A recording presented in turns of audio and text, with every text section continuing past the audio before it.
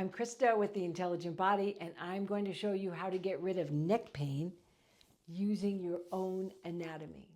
I have a lot of experience with neck pain because I spent many years doing this. The secret hidden inside of you to get rid of neck pain is to know exactly where your skull rests on your spine. So take your fingers and point on your skull to where you think your skull rests on your spine.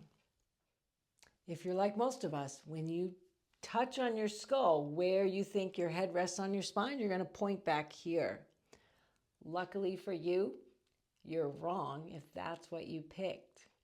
This guess your own anatomy game is part of the Franklin method of imagery, and it's one of the few times in your life when it's great to be wrong when you answer the question of where something is. Because when you picture where it is instead, you will feel pain leave your body. Here's how you find the location where your skull rests on your spine so you can start feeling better in your neck as soon as possible. Drum roll, please. Touch your ear and go right behind your ear to this bony part that hangs down that's called the mastoid process. Touch your mastoid processes on both sides. Feel how you can nod your skull by massaging your mastoid processes. Let your arms hang down. Bring your fingers back to your mastoid process and point directly to the center from both fingers. And where you are pointing are these small bones. They're like the sit bones of the skull, and that is where your skull rests on your spine. Breathe. Now that you have the location of the sit bones of your occipital bone, let's do a little massage of the suboccipital muscles to make it even easier to feel. Bring your fingers back up to the mastoid process and massage back toward the center. Let your tongue relax and feel how you can massage these muscles and use that massage to nod your skull. Are you breathing? And then you're going to get to the very back, and you'll feel that there's a divot in the back, and that divot is all soft tissue. So as you massage it, use softening imagery.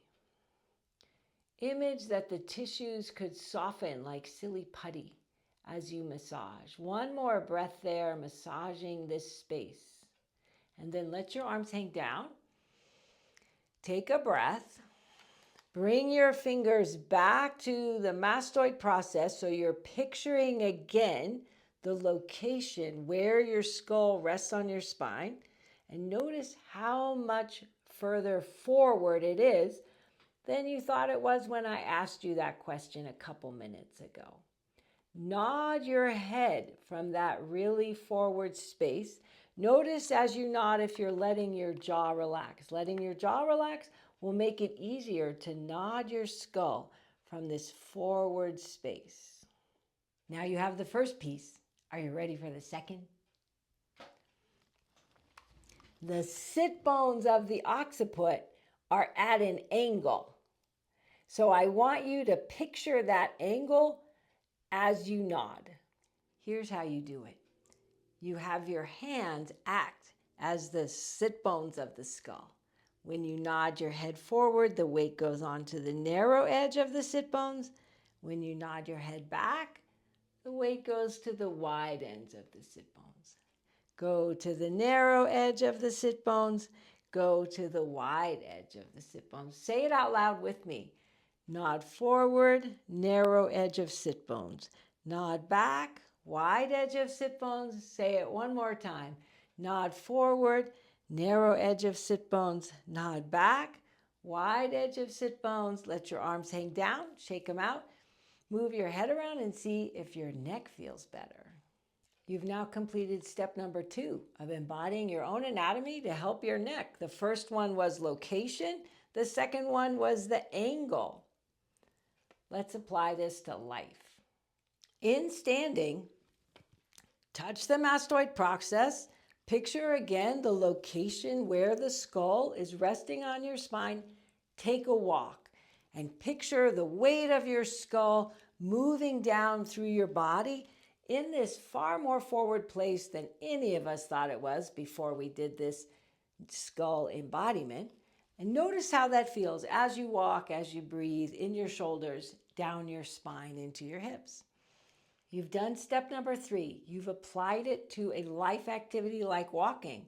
But there's a 4th step. We're going to test it. Here's how we test it. We're going to change the embodiment back to what you thought it was before you did the embodiment and pictured the weight of the skull being so far forward. So touch the back space. Think of the weight of the skull moving down from that backward place, that backward location. Take a walk. Feel the difference in your walk, in your breath, in your neck, in your back.